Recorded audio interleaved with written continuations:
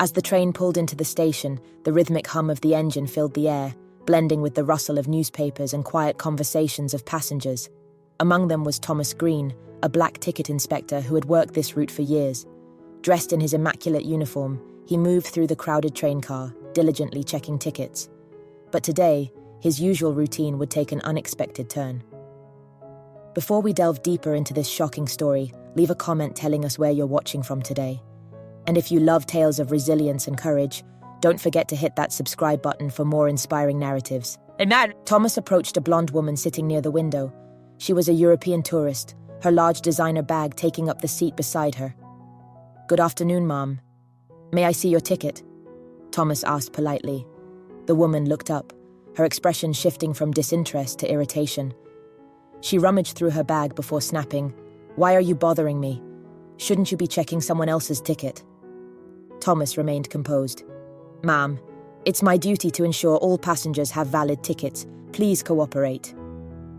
The woman's voice rose, drawing the attention of nearby passengers. "This is absurd. They'll let anyone do this job nowadays, won't they? Diversity quotas and all that nonsense. You shouldn't even be here." Thomas felt the sting of her words, but kept his demeanor calm. Around him, some passengers shifted uncomfortably, while others avoided eye contact altogether. No one spoke up. What would you have done in Thomas's position? Could you have stayed silent? Let us know your thoughts in the comments below. A young man sitting across the aisle looked up from his book. "That's enough," he said, his voice steady. "He's just doing his job, and you're being incredibly rude." The woman turned on him, her voice dripping with disdain.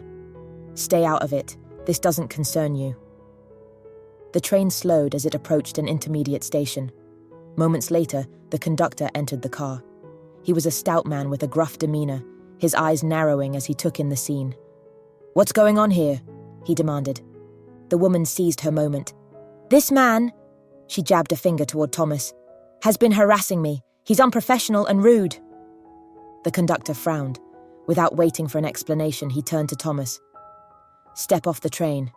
You're relieved of your duties for now." Thomas opened his mouth to protest but stopped himself, the weight of injustice pressing against his chest. With a silent nod, he stepped off the train, his heart heavy with frustration and disbelief. The train began to pull away, but just as it gathered speed, it came to an abrupt halt. Moments later, 2 uniformed police officers boarded. They made their way to the car where the commotion had occurred, the blonde woman's voice already filling the air as they approached. "Officer, thank goodness you're here!" she exclaimed, her tone dripping with false victimhood. "That man was aggressive and threatened me. I felt unsafe." The officers exchanged glances, their expressions skeptical but professional. Their voices were calm but firm, leaving no room for argument as they began to ask questions. A young man sitting nearby lowered his book and stood. His voice was steady but firm. "That's not true. I saw everything. The ticket inspector did nothing wrong. She was the one being rude and making racist comments." His words hung in the air for a moment before others began to chime in. "He's right," said an older woman clutching a handbag. "She was out of line." Another passenger added, "He was just doing his job." Encouraged by the growing support, the young man continued, "This kind of behavior has no place here. It's not just wrong, it's unacceptable." The officers listened carefully before turning to the woman. "Ma'am, you need to step off the train with us," one of them said firmly. Her protests fell on deaf ears as she was escorted out, leaving the train car in stunned silence. As the train prepared to depart, the conductor approached Thomas, who had reboarded after the incident. His face was a mixture of regret and shame. I was wrong," he admitted. "I should have handled that better. I'm sorry." Thomas nodded, his voice calm but resolute. "Apology accepted. Let's make sure it doesn't happen again." Later, as the train moved once more, Thomas addressed the passengers. "Thank you for speaking up. It's not always easy to do the right thing, but it makes all the difference."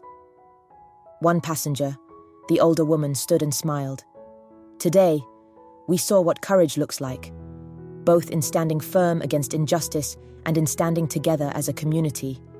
Courage isn't just about standing up for yourself, It's about standing up for what's right, no matter how small the act may seem. Together, we make a difference. The train car filled with applause as Thomas resumed his duties, his heart buoyed by the support of those around him. This story reminds us that courage isn't just about facing adversity alone. It's about coming together to stand against what's wrong and support what's right. If this story inspired you, please like, share, and subscribe for more tales of resilience and justice.